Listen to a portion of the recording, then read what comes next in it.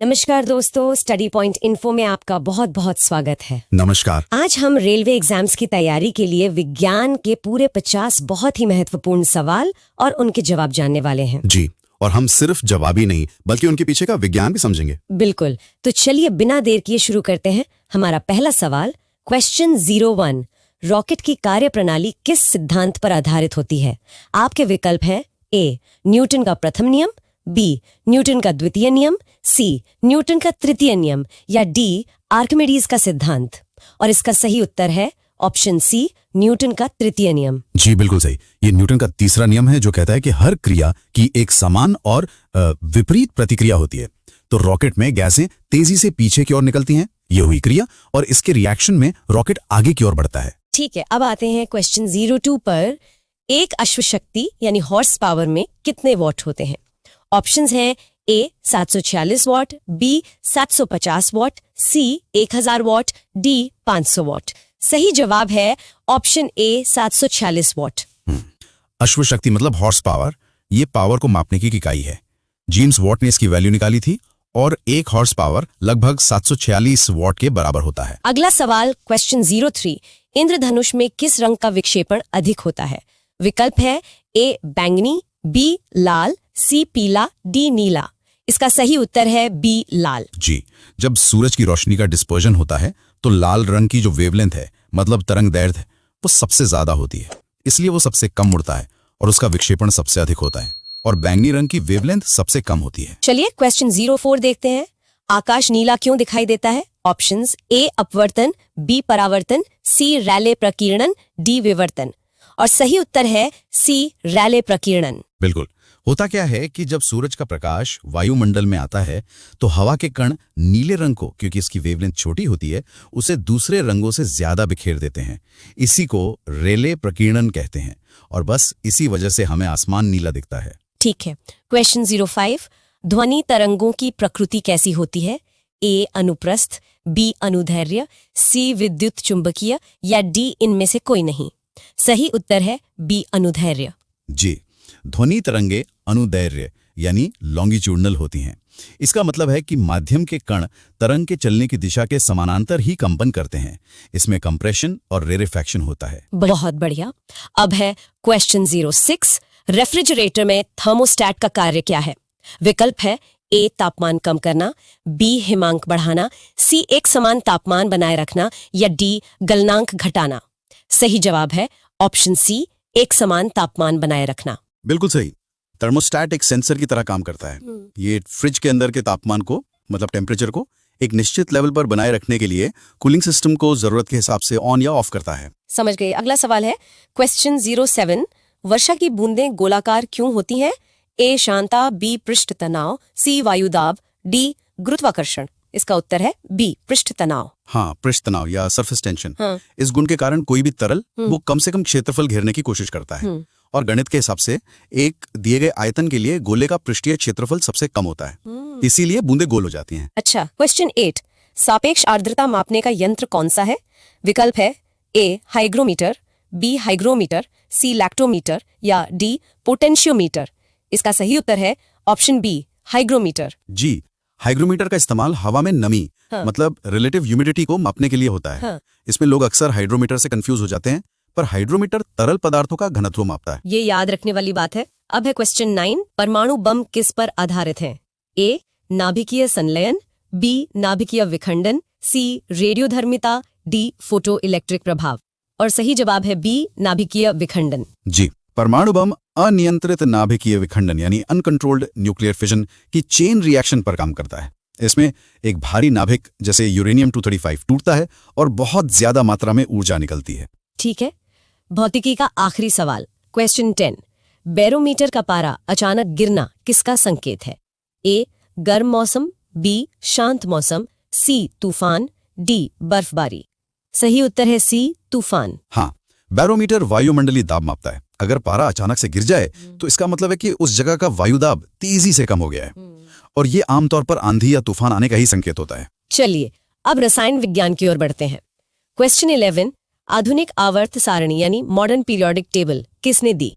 विकल्प है ए Mendeleev, B Dobereiner, सी मोजले, डी न्यूलैंड्स। सही उत्तर है सी मोजले। जी, हेनरी मोजले उनकी आवर्त सारणी तत्वों के परमाणु क्रमांक यानी एटॉमिक नंबर पर आधारित है, जबकि मेंडलीफ की जो सारणी थी वो परमाणु भार पर आधारित थी। यही मुख्य अंतर है। अगला सवाल, क्वेश्चन 12, लाफिंग गैस का रासायनिक सूत्र क्या है? ए NO2, बी N2O, सी NO या डी N2O5। इसका सही जवाब है ऑप्शन बी N2O। बिल्कुल, लाफिंग गैस का रासायनिक नाम है नाइट्रस ऑक्साइड और इसका फॉर्मूला है NO2O। इसे सूंघने पर, जैसा कि नाम से ही पता चलता है, हंसी छूटने जैसा एहसास होता है। ठीक है। क्वेश्चन 13, पीतल, ब्रास किन धातुओं का मिश्रण है? विकल्प ए Cu+Sn, बी Cu+Zn, सी Cu+Fe, डी Zn+Ni। और सही उत्तर है बी Cu+Zn। हाँ, पीतल एक मिश्र धातु है, मतलब एक अलॉय है। ये मुख्य रूप से तांबा यानी कॉपर Cu और जस्ता यानी जिंक Zn को मिलाकर बनाई जाती है। क्वेश्चन 14, खाने वाले सोडे यानी बेकिंग सोडा का रासायनिक नाम क्या है? ए Na2CO3, बी NHCO3, सी NaNO3 या डी NaCl। सही जवाब है बी NaHCO3। जी, बेकिंग सोडा का रासायनिक नाम है सोडियम बाइकार्बोनेट और इसका सूत्र है NaHCO3। इसका इस्तेमाल बेकिंग में और एंटा एसिड के तौर पर भी होता है। अगला सवाल, क्वेश्चन 15, गुब्बारों में कौन सी गैस भरी जाती है? A nitrogen, B helium, C hydrogen, D oxygen. इसका उत्तर है बी हीलियम। जी, हीलियम, क्योंकि ये हवा से हल्की है और एक अक्रिय गैस है, इस मतलब नॉन फ्लेमेबल है, इसीलिए सुरक्षा के लिहाज से इसे गुब्बारों में भरा जाता है। क्वेश्चन 16, शुद्ध सोना यानी प्योर गोल्ड कितने कैरेट का होता है? ए 22 कैरेट, बी 24 कैरेट, सी 18 कैरेट, डी 20 कैरेट। सही उत्तर है बी 24 कैरेट। बिल्कुल, सोने की शुद्धता कैरेट में मापी जाती है और 24 कैरेट सोना 99.9% शुद्ध माना जाता है, पर यह बहुत नर्म होता है, इसीलिए गहने बनाने के लिए इसमें दूसरी धातुएं मिलाई जाती हैं। अब है क्वेश्चन 17, लोहे पर जंग लगना, रस्टिंग किस प्रकार की अभिक्रिया है? ए ऑक्सीकरण, बी अपचयन, सी बहुलीकरण, डी जस्तीकरण। सही जवाब है ए ऑक्सीकरण। हाँ, ऑक्सीकरण या ऑक्सीडेशन। जब लोहा नमी और ऑक्सीजन के संपर्क में आता है तो वो ऑक्सीकृत होकर आयरन ऑक्साइड बनाता है। इसी को हम आम भाषा में जंग कहते हैं। क्वेश्चन 18, वायुयान एयरप्लेन के टायरों में कौन सी गैस भरी जाती है? विकल्प A hydrogen, B helium, C nitrogen, D oxygen. इसका सही उत्तर है सी नाइट्रोजन N2। जी, नाइट्रोजन। ये भी एक अक्रिय गैस है और ये हाई प्रेशर और टेम्परेचर पर भी स्थिर रहती है। ये टायरों में आग लगने के खतरे को कम करती है, इसलिए इसका इस्तेमाल होता है। अच्छा, क्वेश्चन 19, सिरके वाइनेगर में कौन सा अम्ल पाया जाता है? ए साइट्रिक अम्ल, बी लैक्टिक अम्ल, सी एसिटिक अम्ल, डी टार्टरिक अम्ल। सही उत्तर है सी एसिटिक अम्ल। बिल्कुल, सिरका जो है वो एसिटिक अम्ल का ही एक जलीय विलयन होता है। एसिटिक अम्ल का रासायनिक सूत्र CH3COOH है। और रसायन विज्ञान का आखिरी सवाल, क्वेश्चन 20, भविष्य का ईंधन फ्यूल ऑफ फ्यूचर किसे कहा जाता है?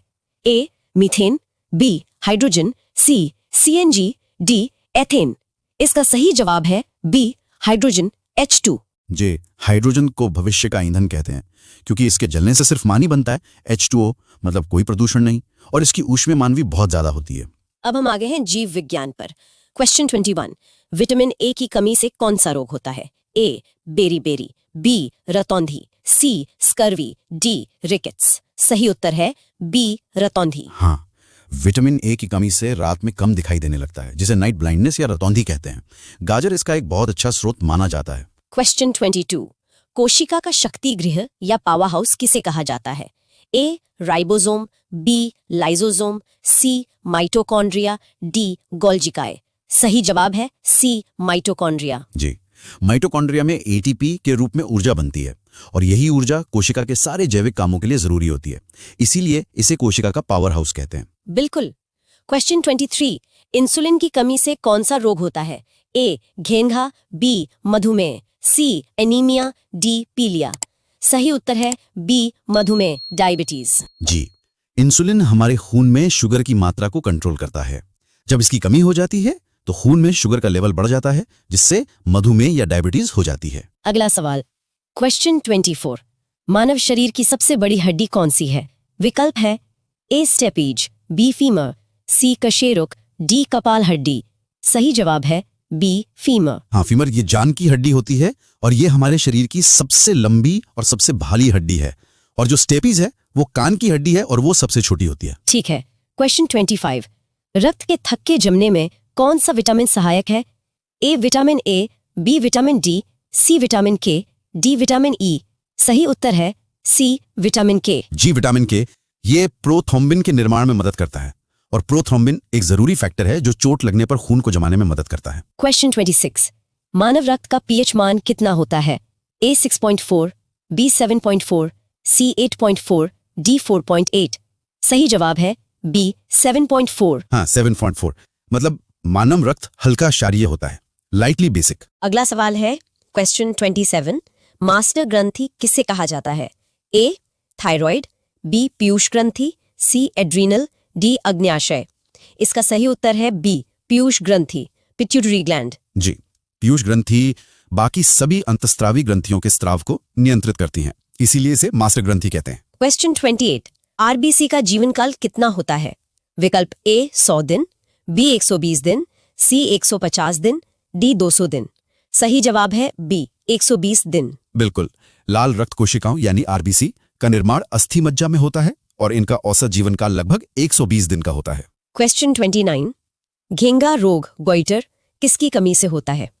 ए लोहा, बी कैल्शियम, सी आयोडीन, डी फास्फोरस। इसका उत्तर है सी, आयोडीन। जी, आयोडीन की कमी से थायराइड ग्रंथि में सूजन आ जाती है, वो बढ़ जाती है। इसी को घेंगा रोग कहते हैं। इसीलिए आयोडीन युक्त नमक खाने की सलाह दी जाती है। और जीव विज्ञान का अंतिम सवाल, क्वेश्चन 30। आनुवंशिकी का पिता, फादर ऑफ जेनेटिक्स, कौन है? ए डार्विन, बी ग्रेगर मेंडल, सी लेमार्क, डी अरस्तु। सही उत्तर है बी, ग्रेगर मेंडल। जी, ग्रेगर जॉन मेंडल।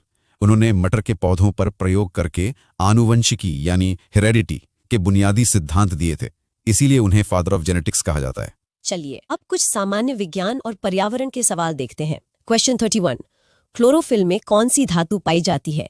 ए लोहा, B magnesium, C calcium, D potassium. सही उत्तर है बी, मैग्नीशियम।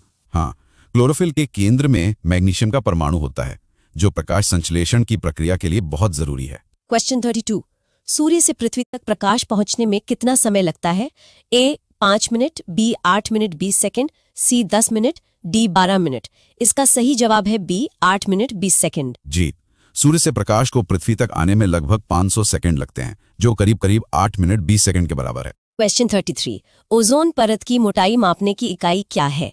ए डेसिबल, बी डॉब्सन, सी पास्कल, डी वेबर। सही उत्तर है बी, डॉब्सन इकाई। जी, डॉब्सन यूनिट या डीयू ओजोन परत की सघनता को इसी में मापा जाता है। क्वेश्चन 34। ब्लैक होल के सिद्धांत को किसने प्रतिपादित किया था? विकल्प है A CV Raman, B HJ. Bhabha, C S Chandrasekhar, D Hargobind Khorana. सही जवाब है सी, एस चंद्रशेखर। जी, भारतीय अमेरिकी खगोलशास्त्री एस चंद्रशेखर ने चंद्रशेखर सीमा और ब्लैक होल का सिद्धांत दिया था। अगला सवाल, क्वेश्चन 35। गोबर गैस का मुख्य घटक क्या है? ए इथेन, बी प्रोपेन, सी मीथेन, डी ब्यूटेन। सही उत्तर है सी, मीथेन। हाँ, गोबर गैस या बायोगैस में मुख्य गैस मीथेन CH4 होती है, लगभग 50 से 70% तक। क्वेश्चन 36। सबसे भारी धातु कौन सी है? A lithium, B osmium, C tungsten, D पारा। इसका सही जवाब है बी, ऑस्मियम। जी, ऑस्मियम अब तक ज्ञात तत्वों में सबसे सघन और भारी धातु है और लिथियम सबसे हल्की। क्वेश्चन 37।